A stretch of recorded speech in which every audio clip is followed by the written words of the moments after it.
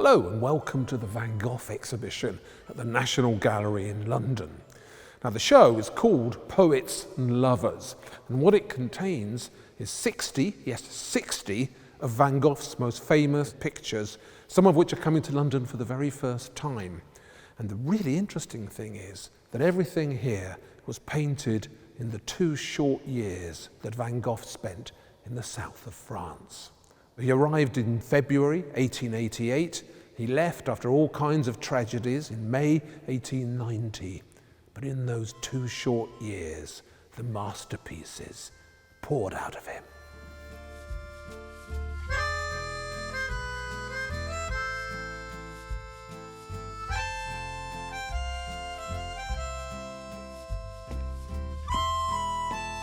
Leading the way is his view of the yellow house in Arles.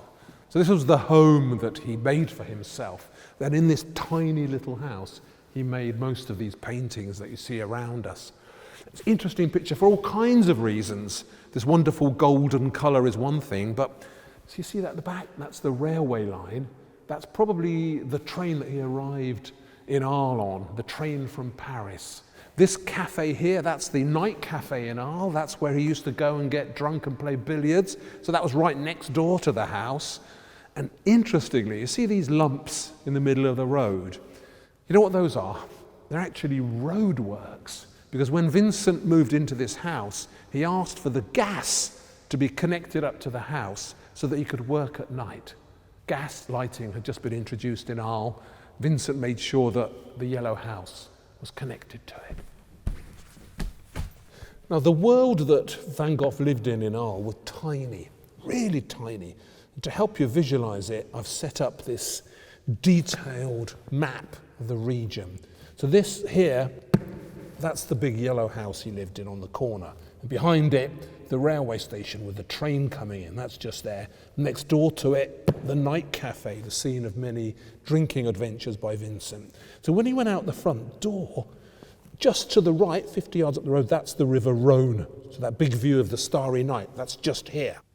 And in front of him was the big park, the Poets' Garden, where all the lovers would stray and meet. And then just past the park, just up the road there, that's the brothel where he used to go with Gogh for what they called their hygienic visits. Now all this, the whole of Van Gogh's world, pretty much everything you see in this show, all of that is just a few hundred yards of Arles. Just a tiny bit of the world that produced massive amounts of great art.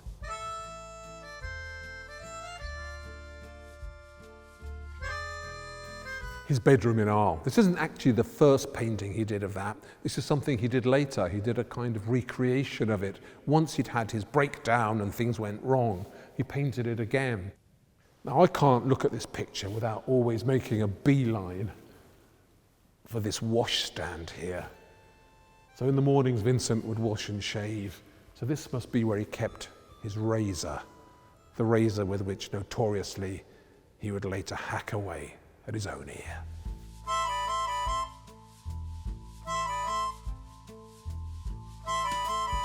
Why did Van Gogh choose Arles as his south of France destination? It's always puzzled me. I mean, he could have gone anywhere in the south of France to some very glamorous places, but he chose Arles, which at the time was an industrial city. It had a port full of coal ships, dark, smoky.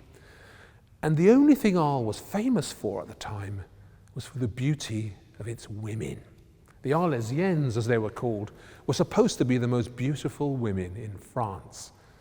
And my suspicion, my theory, is that it was this that attracted Vincent most. He was a man desperately searching for love, and he thought that if he came to Arles amongst all these famously beautiful Arlesiennes, he would find the partner he was seeking.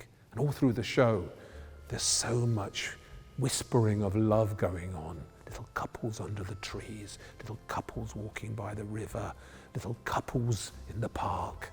And that didn't ever happen to Vincent in real life, but it could happen in his art. I love these. Vincent's views of the olive trees near Saint-Remy, where the asylum was.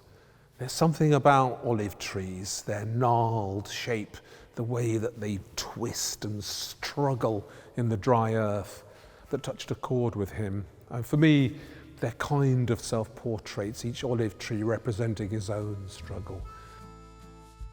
I've been looking at Van Gogh for most of my adult life, and I thought I'd seen a lot.